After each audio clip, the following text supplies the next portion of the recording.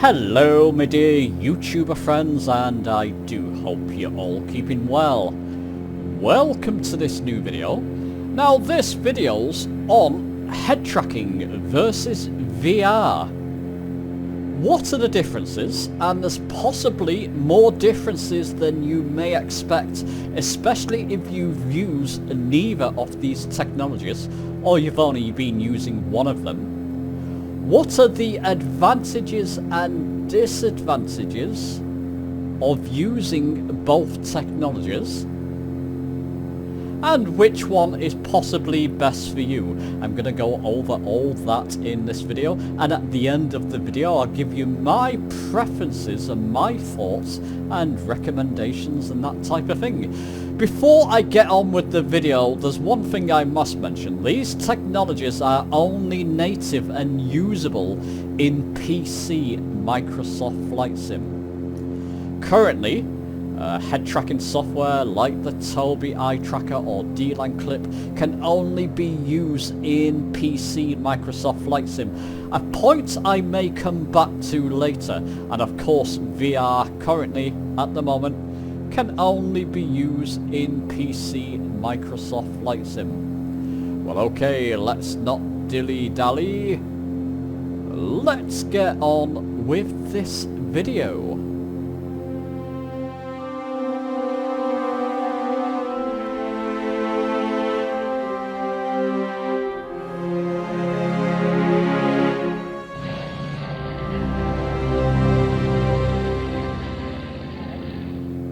So let's talk about some of the obvious differences between head tracking and VR. With something like the Tobii Eye Tracker, it's a little bar that goes at the bottom of your monitor, and it's a little bit of software that you install to set it up, and Bob's your uncle, you're using it fine in Microsoft Flight Sim. With something like the D-Line Clip Fusion, links to both video and affiliate links down below in the description. It's a cheaper option. You get a camera that can go at the bottom or the top of your monitor, but you have to wear a sort of tracking piece of kit on the side of your headphones or baseball cap, that type of thing. So that'll be with the D-Line Fusion and Track IR, that type of thing. You not only have the camera, you do have to wear something at the side of your head. With the D-Line Fusion, it's a wireless piece of kit, so it's still only one USB cord from the actual camera going into your computer, and it works pretty similar. Of course, now with VR, you're going to need a virtual reality headset. And with that comes the caveat of owning a rather expensive PC system if you're going to be using the most recent VR headsets. That obviously plugs into your PC, you have to set that up, and there's quite a bit of tinkering going on. I'll come on to the advantages and disadvantages of both technologies later. But of course you then have to wear the VR headset, and of course that comes with its own advantages and disadvantages too. Those are the obvious differences. A couple more differences though that I do want to mention. With Track IR and D-Line Clip and Tobii Eye Tracker. Now, I'm just going to look out my left window. I've got my eyes on my monitor. I've just moved my head maybe 10, 20 degrees there. 20 degrees to look out my left window fully there. I'll look out my right window again. I've just moved my head maybe 10, 20 degrees to the right. Eyes fully on my monitor. And by the way, I'm wearing glasses. I always wear glasses when I'm flight simming, otherwise I can't see a thing. So yeah, Tobii Eye Tracker and D-Line Clip Fusion works fine with glasses. You come to VR. If I want to look out my left window, I'm going to have to move my head pretty much 1-to-1, maybe 90 degrees. If I do that with the Tobii Eye Tracker here, I'm pretty much looking behind me. That's not even 90 degrees, but I'm looking behind me. With VR, you do get that sort of 1-to-1 movement, so if you want to look out your left or right window, you're going to have to move your head that bit further, pretty much 1-to-1 as you would do in a cockpit. Now that comes with its own advantages and immersion and differences, which I'll get onto later. But it's a factor to keep in mind. Once again, if I'm using the Tobii eye tracker or D-Line Clip Fusion, I'm just moving my head slightly. You can alter the software so you can move your head a little bit more, you know, different fluidities, that type of thing. But yeah, just moving my head slightly to look left and right. And whichever technology you use, it all becomes pretty natural and instinctive after your first few goes on it. So that's something else to keep in mind. So those are a couple of differences.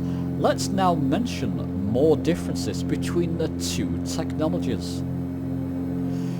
Okay, so let's go over a couple more differences. Now, when I'm using the Tobii eye tracker here, like I'm using here, or the D-Line Clip Fusion, the Track IR, that type of thing, you're pretty much still flying a desk, to coin a phrase there.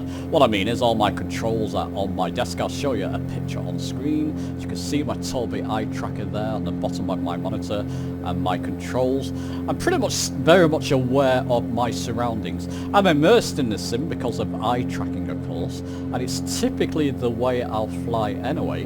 But I'm very much aware that I've got a window to the right of me, and miscellaneous things to the left of me, my room and its belongings to the left of me. Still very much aware that I'm in the room, of course, and that I can still see my monitor. And I'm pretty much just flying on a desk, using my controls on a desk, which is no bad thing. It's pretty much the way a lot of us fly anyway. But when you come to a VR headset, now, once you put on the VR headset, I'm very fortunate to get hold of the Pimax Crystal Light. My review of that down below in the description. I'll be doing more videos on that amazing headset. As soon as you put on that headset, the world around you disappears. You are fully immersed in the sim. Now, obviously, thankfully, I know my controls back to front, so you've pretty much got to know your controls and where your hand is relative to your controls to fly it properly in VR. A lot of veteran VR users already know that. But the world and your room has disappeared. You're fully immersed. All you can see, as you can see on the screen now, is the flight sim world around you. And the rest of your physical world, even though it's around you, you're just no longer pretty much aware of that. You are fully immersed in the sim. It's one of the main differences between VR and head tracking. Another difference I want to touch upon are the fidelity of the graphics. Now, I've got everything set to high, maybe a couple of things set to ultra here around London. There's no way I can get away with that in VR on my current system. I'll link the video I did down below in the description of my recent PC purchase. It does well in VR, in fact, and I've got more VR videos coming up. But I've got to turn things down to medium at the highest to get a decent frame rate. Now, unless you're running the best of the best PC, a 4090 with the best and fastest CPU and that type of thing, you're not going to be able to get these type of graphics in VR. But in VR, things look very different. The 3D effect of the buildings and your cockpit is very pronounced. And again, it's that immersion factor you get when wearing a VR headset that can make all the difference. But even at medium graphics, when you're looking down at buildings and they are popping at you and you're very aware of the altitude you're flying as well and your cockpit surroundings, it's a heck of an experience. Once again, if I want graphics at this higher fidelity, I can only really get away with this using something like the Tobii eye tracker or the D-Line Fusion. So there you go. Those are some of the differences. Let's now get to the advantages and disadvantages of both technologies. Okay, so let's talk about the advantages and disadvantages. Well, I think one of the most obvious advantages with head tracking software is the entry price point. Now, the Tobii eye tracker, like I said, video and affiliate links down below, is one of the more expensive head tracking solutions, But it's one of the most convenient as well. You just got that bar on the bottom of your monitor. I'll come on to the setup of it later, but it's very simple to set up as well. And essentially, it's just a bar at the bottom of your monitor. You don't even need to wear headphones or anything else. And I'm wearing glasses. And away you go. You're flying with the Tobii eye tracker with 6 degrees of movement. With something like the D-Line clip, that's a lower cost option, which offers you pretty much the same experience. Although you do have to wear a baseball cap or headphones and stick that sort of wireless receiver on the side to get it working. But when you come to VR, now firstly you're going to want an expensive PC system. You're going to have to buy a newer system if your system is not capable already of running VR. Now I bought a recent system which cost me around £700. I'm not getting the quality in flight sim that I want. Ideally, I'm going to want to up my graphics card, which is, you know, the one I'm looking at is another £400 to £500 on top. I don't own the Pimax Crystal Light. It's given to me on a loan at the moment so I can review it and make videos. Eventually, when I come to buy that, that's going to cost me another £600 on top. As you can see, it's all the cost and expense is accumulating with VR.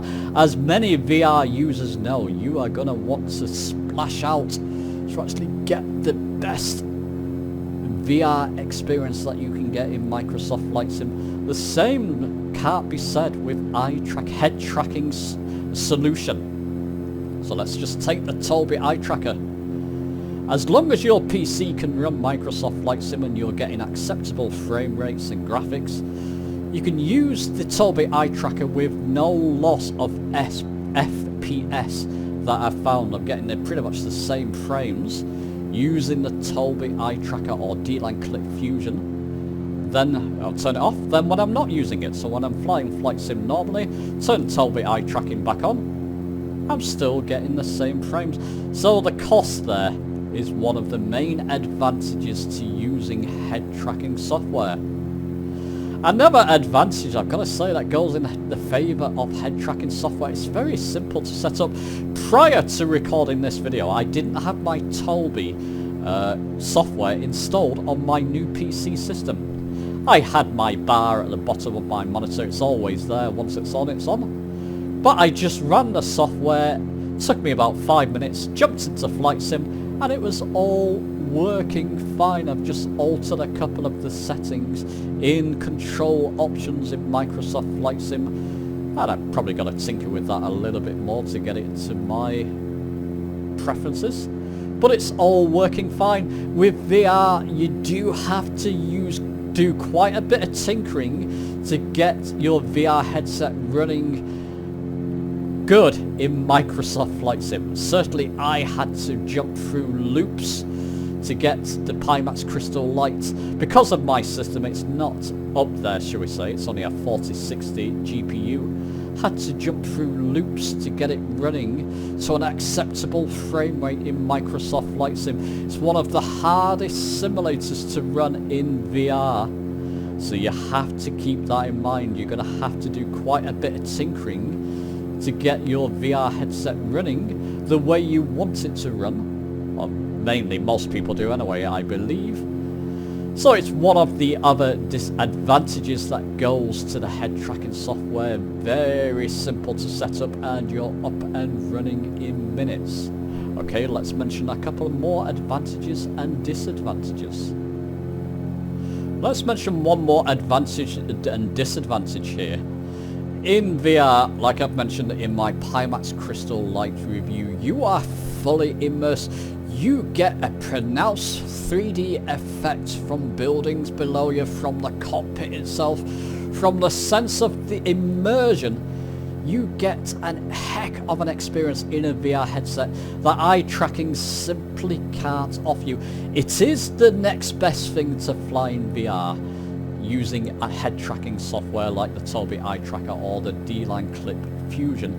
It's the next best thing, but it's not half as immersive And that's just from my impression. I don't fly in VR a lot, but when I do, my goodness me, I've never experienced anything like it. And you can only truly get that experience from a VR headset. It's why so many people who fly in VR are so fanatical about it. And they refuse to fly now flat screen, simply flying on a monitor, shall we say. They have to get into that VR headset to get that experience. And it is the next best thing to flying in a real aircraft. And I can truly attest to that. And another advantage, disadvantage, I've mentioned this before, but you can get higher graphical fidelity using head tracking software than I can in VR. So if I want to appreciate the true beauty of the sim, yeah, I'm using my head tracker rather than VR. But if you've got a high-end system, you may not need to worry about that. And using VR does give its own advantages on the way the world around you is displayed. Anyway, okay my friends, straight on to my conclusion and recommendations. Oh, there's one more advantage and disadvantage there. I've mentioned this before, but when I'm moving my head in head tracking software, I'm only moving it slightly. In VR, you're going to have to move your head. There you go. I almost did a 360 there. That wasn't even 90 degrees. You're going to have to move your head a whole lot more, and it can put a lot more strain on your neck, especially if you're wearing a bulky VR headset as well. You've got to factor that in. A lot of people don't like using VR because of that reason. And you may get a bit of motion sickness in VR if you're not used to using it. Even with the Tobii eye tracker, if I stick my head out the window, I can get a little bit of vertical, not too much. In VR, it's more pronounced. I've got solid VR legs now. I can't remember the last time I got VR sickness. I've been using it for a number of years. If you're not used to using it, you may get vertigo or VR sickness. Just keep that in mind. Okay, now let's get on to my conclusions and recommendations. Okay, so my conclusion, recommendations and that type of thing. Well, I've listed and mentioned the advantages and disadvantages of both things. What are my preferences? Well, listen, when I want the experience of flying an aircraft, I'm jumping into my Pimax Crystal Light and I'm flying flight sim in VR. Nothing beats that. Head tracking can give you immersion. Pretty much still feel I'm flying on a desk, and the immersion factor is not quite as pronounced with head tracking, well, nowhere near as pronounced with head tracking than it is with VR. The popping of the buildings, the sense of being at altitude, the way you're looking at your cockpit thinking, wow, I'm actually in an aircraft. Only VR can offer you that experience. But on my day-to-day flying, I'm going to be using my Tobii eye tracker or D-Line Clip Fusion, and I'm going to be flying on my monitor. It's because I can't always be bothered putting the VR headset on. It can get a little bit hot and stuffy, and you know, I tend to, especially on long flights, I want to see my instruments and surroundings around me. It just comes down to a preference thing. I won't be flying in VR completely, I don't think, ever. I'm going to be using a mixture of them both. But if you're wondering which one to get into, what price points are you willing to go to? If you're running Flight Sim fine on PC at the moment, then something like the Tobii eye tracker may be your or D-Line Clip Fusion, whichever one you prefer, may be your first port of call, just to give you that impression of what it's like to be looking around and moving backwards and forwards. Kind of half being in VR, what impression does that give you? And if you don't like the idea of VR, of course, this may be your first call. If you want the best of the best experiences, something like the Pimax Crystal Light and a beefy PC to run Microsoft Flight Sim will be absolutely your best option and one of the best experiences you can have in Microsoft Flight Sim, full stop. Well, listen, those are my thoughts, and that's my video on the differences and what may be best for you. Let me know your comments below. What do you fly with? Do you fly with head tracking or do you fly with VR? Which do you prefer? And do let us know your preferences and advantages and disadvantages, that type of thing. I always enjoy reading those types of comments. Let's get a look at the landmarks of London as we're flying over them. Wonderful you can do with that with the Tobii eye tracker, isn't it? I can see an aircraft flying past there. Hey. Let me know your thoughts on the video. Give it a like if you've enjoyed it. Subscribe for more. And I'll be seeing you soon.